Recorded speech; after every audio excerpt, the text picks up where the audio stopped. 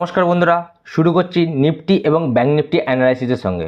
বন্ধুরা, আজকে যদি আমরা দেখি নিফটি 24,297 ক্লোজ হয়েছে, অর্থাৎ আগামী দিনের ক্লোজিংয়ের থেকে আজকে 304 পয়েন্ট উপরে গিয়ে ক্লোজ হয়েছে।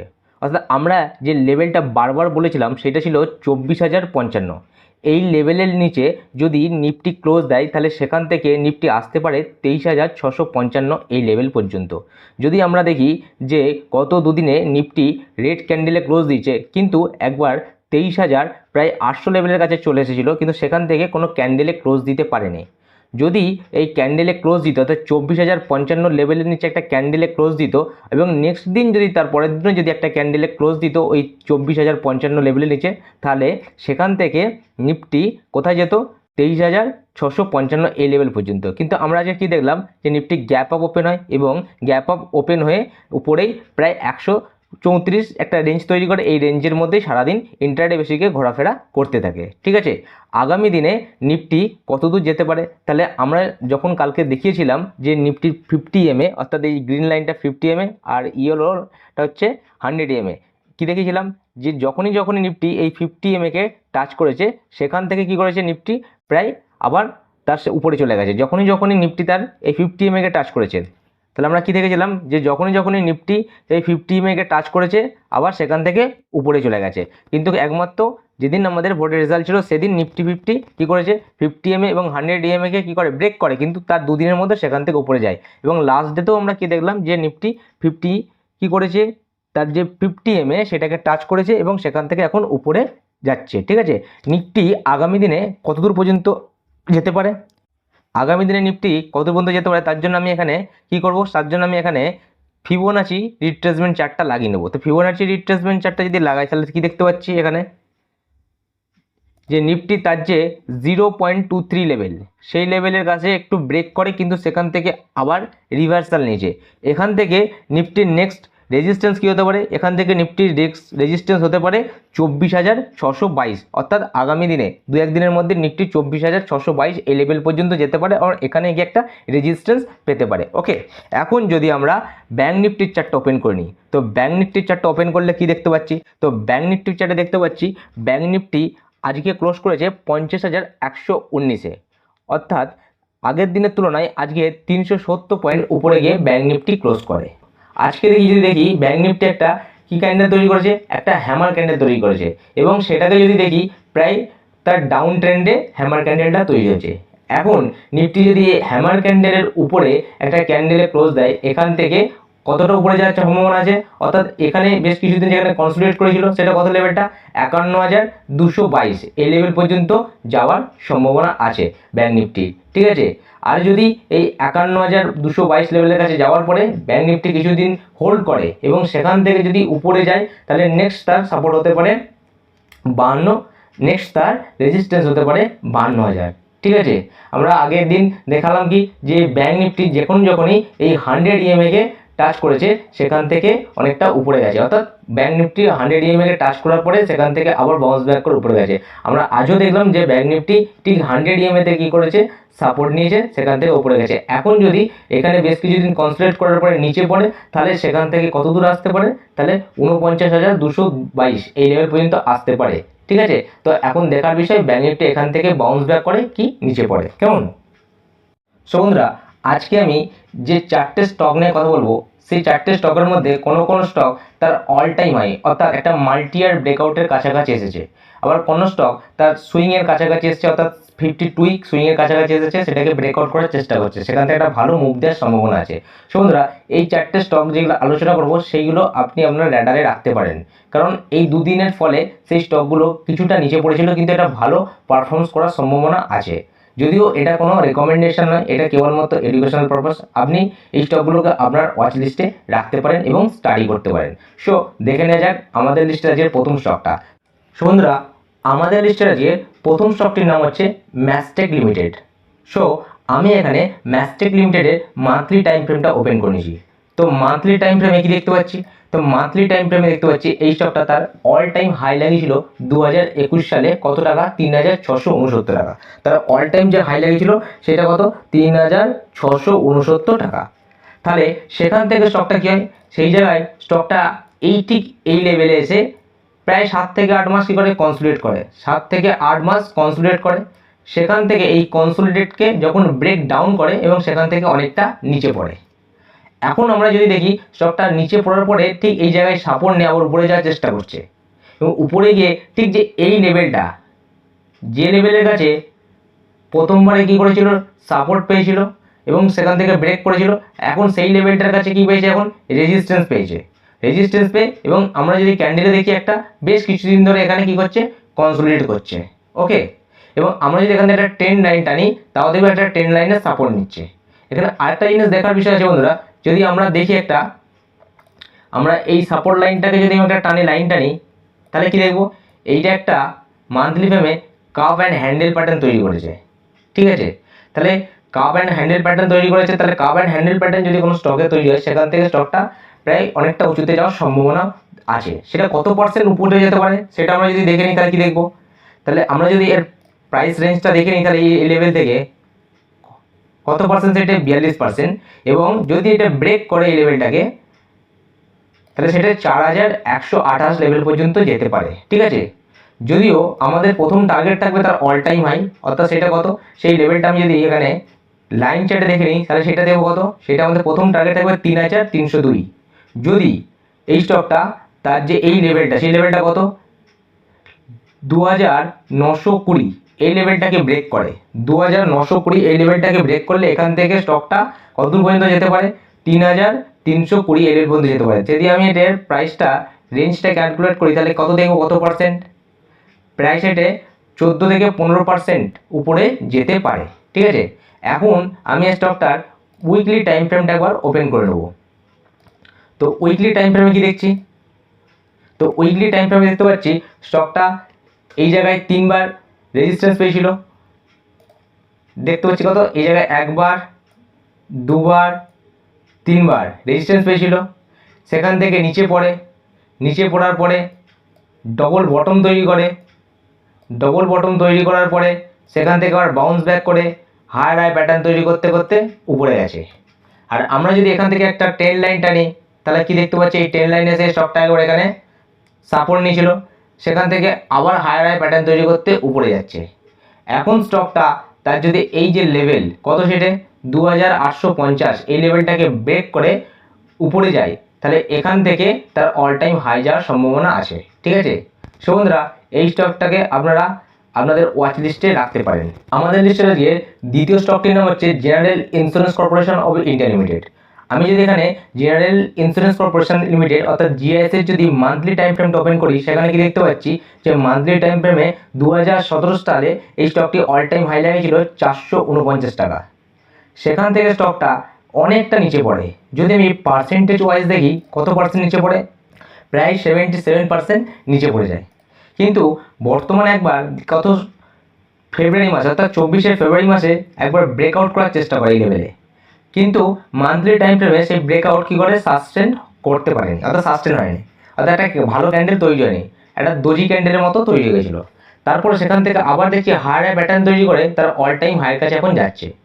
এখন যদি আমি এই স্টকটার উইকলি টাইম ফ্রেমটা ওপেন করি সেখানে কি দেখতে পাবো, এই স্টকটা একটা প্যাটার্ন তৈরি করেছে, কি প্যাটার্ন সাইডে, এই স্টকটা একটা কাপ অ্যান্ড হ্যান্ডেলের মতো প্যাটার্ন তৈরি করেছে। ঠিক আছে, আর যদি কাপ অ্যান্ড হ্যান্ডেলের মতো প্যাটার্ন তৈরি হয় তাহলে আর যদি তার যে অল টাইম হাই লেভেল সেটাকে যদি একটা ভালো ক্যান্ডেল, তো স্ট্রং ক্যান্ডেলে যদি ক্লোজ করে তাহলে কি দেখবো, তাহলে সেখান থেকে স্টকটা অনেকটা উপরে যাওয়ার সম্ভাবনা আছে।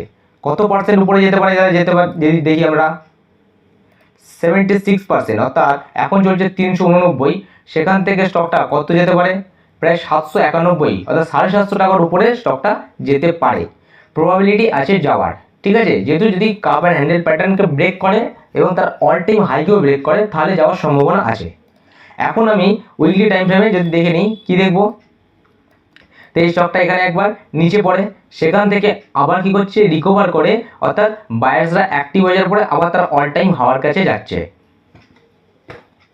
তাহলে আমরা এখানে কি দেখছি, স্টকটা একবার তার অল টাইম হাইয়ের কাছে যায়, সেখান থেকে আবার নিচে পড়ে, অল টাইম হাইয়ের কাছে গিয়েছিল, সেখান থেকে নিচে পড়েছে, আবার এখানে বায়ার্সরা অ্যাক্টিভ হয়েছে, অর্থাৎ এর মধ্যে স্ট্রেন্থ দেখাচ্ছে, আবার সেখান থেকে কী করছে, উপরে যাওয়ার চেষ্টা করছে।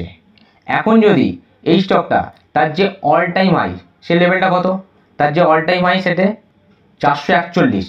আমি এখানে যদি লাইন চার্ট ওপেন করি তাহলে সেখানে একটা ভালোভাবে দেখতে পেয়ে যাবো এর লেভেলটা কত। লাইন চার্টে দেখতে পাচ্ছি ঠিক এই লেভেলটা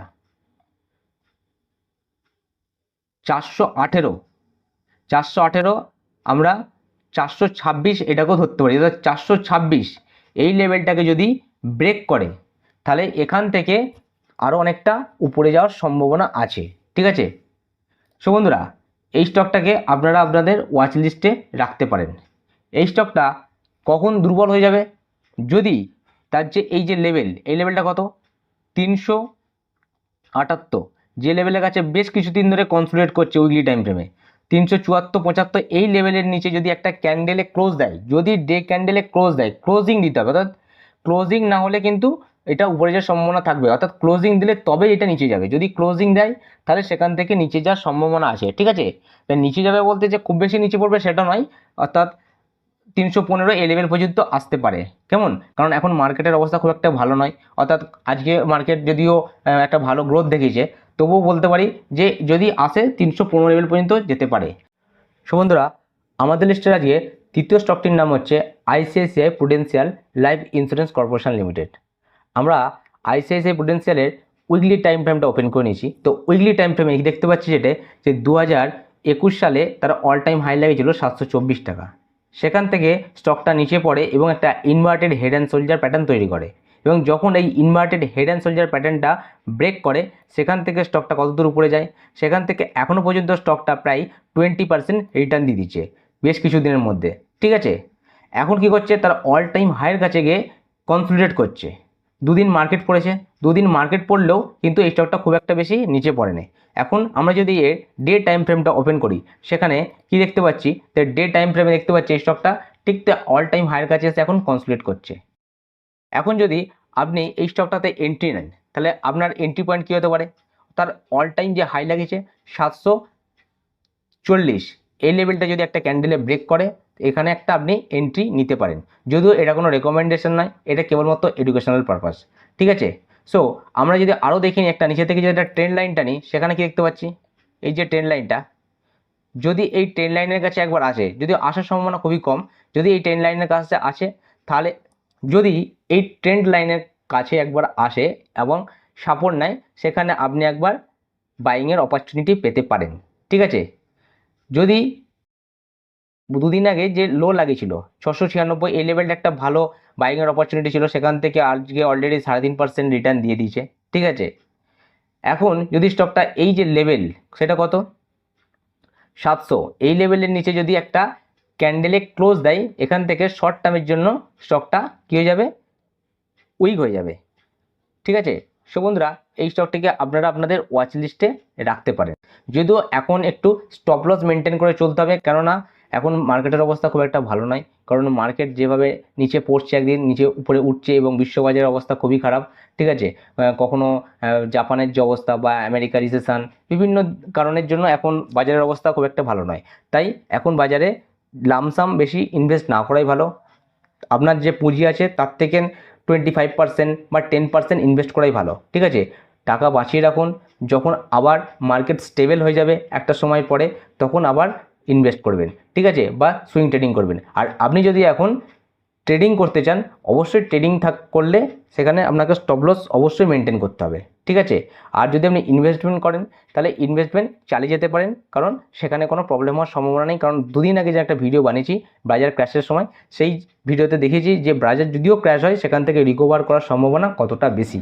ঠিক আছে, সো আপনারা সেই ভিডিওটা দেখতে পারেন, তার লিঙ্ক নিচে আমি দিয়ে দেবো। ঠিক আছে, তাহলে কি দেখতে পাচ্ছি, যদি আপনার কাছে এখন বেশি মাত্রায় ক্যাপিটাল থাকে বা পুঁজি থাকে সেটাকে আপনি সেভ রাখুন, এখন তার 10% অথবা 15%ই এখন ট্রেডিংয়ের জন্য কাজে লাগান। আর যদি আপনি ইনভেস্ট করেন তাহলে অল্প অল্প করে এভারেজ করে ইনভেস্ট করতে পারেন। কেমন, সো বন্ধুরা আমাদের লিস্টের আজকে চতুর্থ স্টকটির নাম হচ্ছে HDFC life insurance, HDFC life insurance corporation limited. So আমি এখানে এইচডিএফসি লাইফ ইন্স্যুরেন্সের মান্থলি চার্টটা এখন ওপেন করে নিয়েছি। তো মান্থলি চার্টে কি দেখতে পাচ্ছি, এই স্টকটা তার যে অল টাইম হাই লাগিয়েছিল 2021 সালে 775 টাকা, সেখান থেকে স্টকটা নিচে পড়ে এবং নিচে পড়ার পরে বেশ কিছুদিন একটা জায়গায় কী করেছিল, অ্যাকুমুলেশন করে, এবং অ্যাকুমুলেশন করার পরে এই লেভেলের কাছে এসেছে, এবং এই লেভেলটা কত দেখি, আমি যদি উইকগুলো ছেড়ে দিই, তাহলে বডি বেসিকে এইটা তার একটা কী ছিল, রেজিস্ট্যান্স ছিল 721 লেভেল, আর এই লেভেলের কাছে এসে স্টকটা এখন কী করছে, একটা রেজিস্ট্যান্স পেয়েছে। আমরা যদি এই স্টকটার উইকলি টাইম ফ্রেমটা ওপেন করে নিই, তাহলে কি দেখতে পাবো, তো উইকলি টাইম ফ্রেমে দেখতে পাচ্ছি এই স্টকটা তার যে এই যে লেভেলটা, সেখানে একবার গিয়ে টাচ করেছিল, সেখান থেকে আবার লোয়ার লো প্যাটার্ন তৈরি করতে করতে নিচে নামে, কিন্তু বায়ার্সরা আবার অ্যাক্টিভ হয়ে গেছে। তো অ্যাক্টিভ হয়ে যাওয়ার পরে এই স্টকটা আবার কী করছে, তার অল টাইম হাইয়ের কাছে যাচ্ছে। এখন যদি এই 720 এই লেভেলটাকে একটা স্ট্রং ক্যান্ডেলে ব্রেকআউট করে উইথ ভলিউম, তাহলে এখান থেকে স্টকটা প্রায় 775 এই লেভেল পর্যন্ত যাওয়ার সম্ভাবনা আছে। যদি আমি পার্সেন্টেজ ওয়াইজ দেখি, তাহলে কত পার্সেন্ট এখান থেকে যেতে পারে, তো আমি যদি এটা 726 ধরে নিই, তাহলে এখান থেকে স্টকটা প্রায় 6%-এর উপরে যাওয়ার সম্ভাবনা আছে, সেটা শর্ট টার্মে, ঠিক আছে। আর যদি এটাকে আপনি লং টার্মের জন্য ভাবেন, তাহলে আরও বেশি দূর পর্যন্ত যাওয়ার সম্ভাবনা আছে। তাও আপনাকে আগেই বললাম, এখন সুইং ট্রেডিং করলে অবশ্যই স্টপ লস মেনটেন করে চলবেন, কারণ এখন বাজারের অবস্থা স্টেবল নয়, ঠিক আছে। এখন বাজার ভোলাটাইল, তো আপনার ক্যাপিটালকে আপনি এখন কী করে রাখুন, সেভ করে রাখুন, যখন আবার মার্কেট স্টেবল হয়ে যাবে তখন সেই টাকা আবার পুঁজি হিসেবে লাগাবেন। সো এই 4টে স্টককে আপনারা আপনাদের র্যাডারে রাখতে পারেন সুইং ট্রেডিং বা পজিশনাল ট্রেডিংয়ের জন্য। সো বন্ধুরা, এই ভিডিওটা কেমন লাগলো অবশ্যই কমেন্ট করে জানান। যদি আপনাদের কোনো কোশ্চেন থাকে বা কোনো রেকমেন্ডেশন থাকে কোনো স্টক সম্বন্ধে বা অ্যানালাইসিস করার জন্য, বলতে পারেন, ঠিক আছে। তাহলে দেখা হচ্ছে আর একটা ভিডিওতে। ভালো থাকবেন, সুস্থ থাকবেন, ধন্যবাদ।